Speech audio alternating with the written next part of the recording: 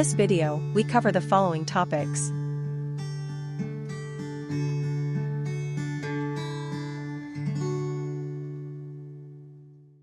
Differences in value help to distinguish objects from one another and to establish a visual hierarchy, drawing the viewer's attention to specific areas of a piece. Understanding and skillfully utilizing value is important for achieving a sense of realism and mood in artworks, as well as in emphasizing the importance of certain elements within a design or illustration. Rendering is the ability to replicate the appearance of the relative lightness or darkness in an accurate or believable manner. Although rendering can apply to other elements, with reference to value, shading is a method of indicating the presence of light or lack thereof.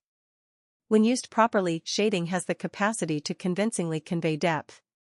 Accurate rendering of light and shadow are important for the illusion of three-dimensional space upon the picture plane.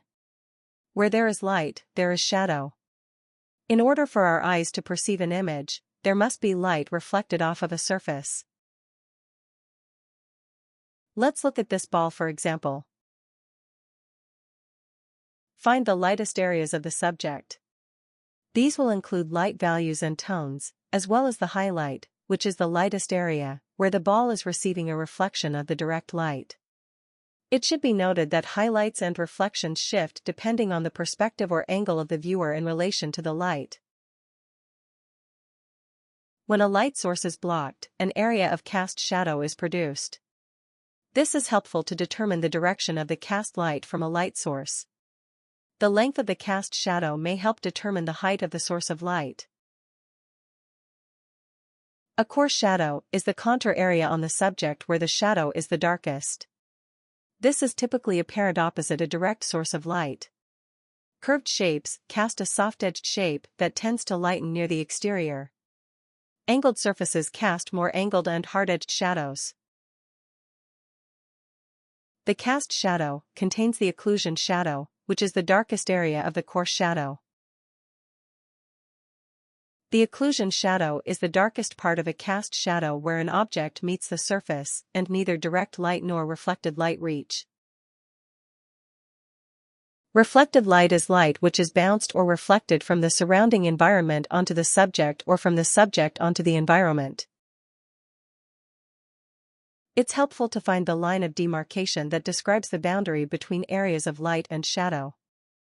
This is usually referred to as a terminator line and indicates transition between areas of light and dark. The terminator line identifies an area where the plane of a form begins to shift or turn away from the light source into a zone of deeper value. This is the transition line between light and shadow. Use this boundary to produce believable three-dimensional forms. Terminator lines are useful to show the changes on the surface of a form and the turning of planes, as well as to experiment with creating interesting edges. With these pieces of information, it's possible to determine which areas of a form require dark shading as well as lighter areas of value and help identify where to protect the highlights. Bright versus light. This quadrant illustrates the interaction between bright light conditions and lighter areas, suggesting high-intensity illumination on lighter objects or surfaces.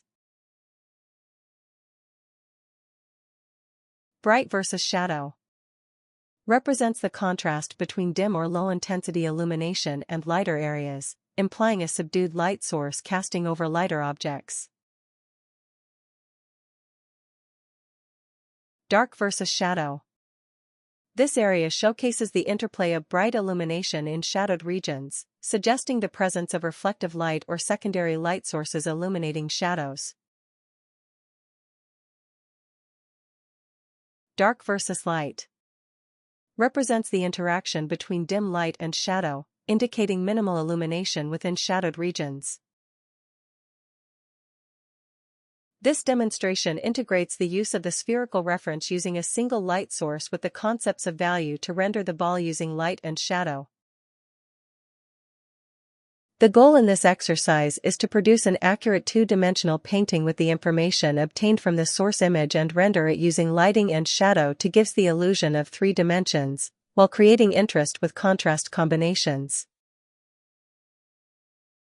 The illusion of three dimensions exists where light casts shadows and highlights on objects, giving them form and depth. Varying values in artwork can sculpt shapes, turning flat circles into spherical orbs or plain rectangles into voluminous boxes.